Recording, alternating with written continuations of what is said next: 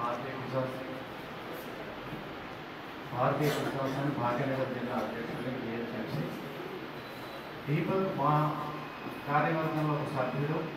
బిహెచ్ఎంసీలో మా జిల్లా తరఫున ఏ ప్రోగ్రాం పెట్టినా కానీ అతను ఉత్సాహపూర్వకంగా నలుగురికి తను తీసుకున్న పనిని మొత్తం అత్యంత సమర్థవంతంగా నిర్వహిస్తూ ఆ కార్యక్రమాన్ని విజయవంతం చేయడానికి తోడ్పడుతుండే.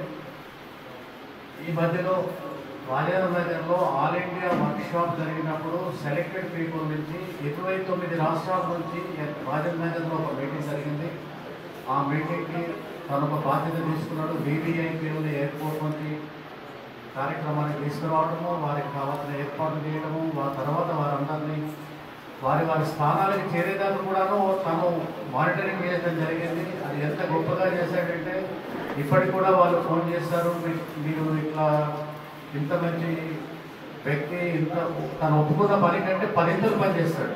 అసలు తనకి సంబంధం లేని విషయం కూడా తను నిర్ణయం తీసుకొని తనకి ఫిజికల్గా కావచ్చు, తను ఇంటర్నెట్లో చూసి ఈ కార్యక్రమం ఇంకెట్లా బాగా నిర్వహించాలో 10 మందికి సలహాలు చెప్తూ ఎంతో తెలివిగా నలుగురు అతన్ని చూసి ఉత్సాహపడి ఇంకా ముందుకు మేము ఇంకా అతనికంటే ఎక్కువ చేయాలనే ధోరణితో అతను ప్రవర్తించే విధానం చాలా మార్గదర్శకంగా ఉంటుండే. మేము పబ్లిక్ గార్డెన్లో ఈ మధ్యలోనే భారతీయ కిసాన్ సంఘ్ తరఫున బలరామ జయంతి సందర్భంలో కొందరు రైతులకి సన్మాన కార్యక్రమం నిర్వహించినప్పుడు దాదాపు 600 మంది అటెండ్ అయిన ఆ కార్యక్రమానికి కొన్ని మొత్తం తనే ఆర్గనైజ్ చేసేసి ఆ కార్యక్రమాన్ని అత్యంత విజయవంతంగా వచ్చిన రైతులు సంతోషపడి వాళ్ళకి జరిగిన సన్మాన కార్యక్రమం ఒక గవర్నమెంట్ లెవెల్లో జరిగిందన్న విధంగా వాళ్ళు ఉత్సాహపడే విధంగా తను నిర్వహించాడు.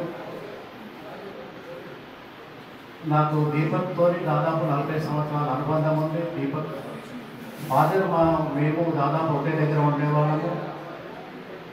చిన్న పిల్లవాడి నుంచి నేను దీపక్ను చూస్తూ ఉంటుంటే అతను ఇంజనీరింగ్ అయిపోయిన తర్వాత ఈ ఫీల్డ్లోకి వచ్చాడు, జాబ్లోకి పోలేడు. ఎన్నో ఆర్గనైజేషన్ లోపల ఉత్సాహంగా పాల్గొని తనకు అనువుగా ఉన్న ఏ కార్యక్రమం కానీ ఆర్గనైజేషన్ కానివ్వండి, తను లాభ నష్టాలతో సంబంధం లేకుండా తను ఇప్పుడు ఇంతవరకు శ్రీనాథ్ గారు చెప్పినప్పుడు కొందరు పిల్లలు డబ్బుల కొరకే పనిచేసే రకంగా ఉంటారు. కానీ ఇతను తన దగ్గర ఉన్న డబ్బుల్ని ఖర్చు పెట్టి అసలు ఈ డబ్బు ఏమిటి, నేను ఖర్చు పెట్టొచ్చా లేదా అనే ఆలోచన లేకుండా తన జేబులో ఉన్న డబ్బులు ముంగటున్న నలుగురి కూడా ఖర్చు పెట్టే విధంగా అతను ప్రవర్తిస్తుండే. కార్యక్రమాన్ని తీసుకునేటంటే 10 మందితో సమానంగా అతను పనిచేస్తుండే. అతనికి ఒక కార్యక్రమం ఉపయోగించిన తర్వాత అది ఎంత సిస్టమేటిక్ కార్యక్రమం కానివ్వండి, అతను ఒప్పుకున్న తర్వాత మాత్రం మనం హాయిగా ఉండొచ్చు. ఖచ్చితంగా అతను ఆ కార్యక్రమాన్ని పూర్తి చేస్తాను. ఇప్పుడు మనం ఎన్నోసార్లు ఎందరో చూస్తుంటాము. మొదలు కార్యక్రమం ఒప్పుకుంటారు, కొంతవరకు జరిగిన తర్వాత మళ్ళీ కొంచెం ఢీలా పడిపోయి మళ్ళీ గంటగా మనం శ్రద్ధ పెట్టాల్సిన పని అంటూ లేకుండా చాలా బాగా కార్యక్రమాలు నిర్వహిస్తుండే. ఇప్పుడు దీపక్ ఫార్మర్స్ ప్రొడ్యూసర్ ఆర్గనైజేషన్లో ఒక డైరెక్టర్గా ఉండేవాడు. ఫార్మర్ ప్రొడ్యూసర్ ఆర్గనైజేషన్ సంస్థ యొక్క ఉద్దేశం ఏంటంటే ఆర్గానిక్ ఫార్మర్స్ పండించిన పంటల్ని మధ్యధరాలు లేకుండా డైరెక్ట్గా కస్టమర్లకు చేర్చే, కన్జ్యూమర్స్కి చేర్చే వ్యవస్థను తన చూస్తుండే. ముఖ్యంగా ఆర్గానిక్ ప్రొడక్ట్స్ అంటే ఇప్పుడు నార్మల్గా ఒక టమాటా ఆర్గానిక్ ప్రోడక్ట్ 15 రూపాయలు ఉంటే నార్మల్ 5 రూపాయలు ఉంటుంది. మరి నమ్మకం ఎక్కడ జరుగుతుందంటే ఒక ఆర్గనైజేషన్ ద్వారా దాన్ని డిస్ట్రిబ్యూట్ చేసినప్పుడే కొనేవాళ్ళు 15 రూపాయలను పెట్టుకుంటారు.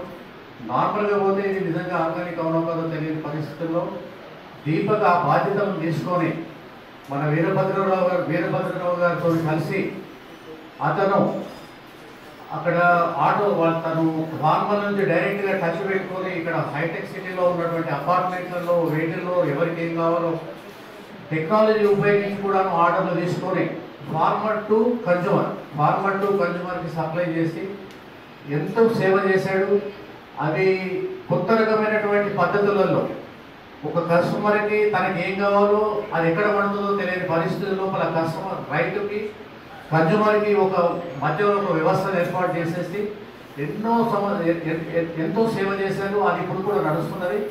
కాకపోతే ఏంటంటే ఆ సేవ ఒకసారి ఏర్పడిన తర్వాత వాళ్ళు డైరెక్ట్గా పోయి ఫార్మర్లకు ఉపయోగపడుతున్నది. ఇంకొకటి ఏంటంటే భాగ్యనగర్ గోవాలారిత నేచురల్ ఫార్మర్స్ ప్రొడ్యూసర్ కంపెనీ, అసలు ఎఫ్ఏ ఒక పేరు, దాంట్లో కూడా అతను డైరెక్టరు. బాధ్యతగా ఆ కంపెనీ వ్యవహారాలు, అకౌంట్స్, లీగల్ ఇష్యూస్ అన్నింటినీ తానే చూస్తుండే.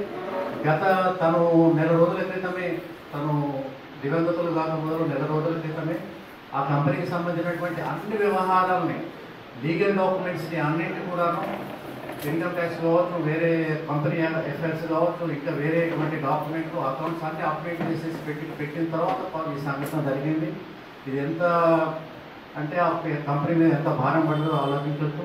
దానికి సంబంధించినటువంటి విషయాన్ని శ్రీ వీరభద్రరావు గారు, డాక్టర్ వీరభద్రరావు గారు రిటైర్డ్ సైంటిస్ట్, వీరి ఆధ్వర్యంలోనే దీపక్ ఈ విషయాలన్నింటినీ నెరవేరుస్తుంటే వీరభద్రరావు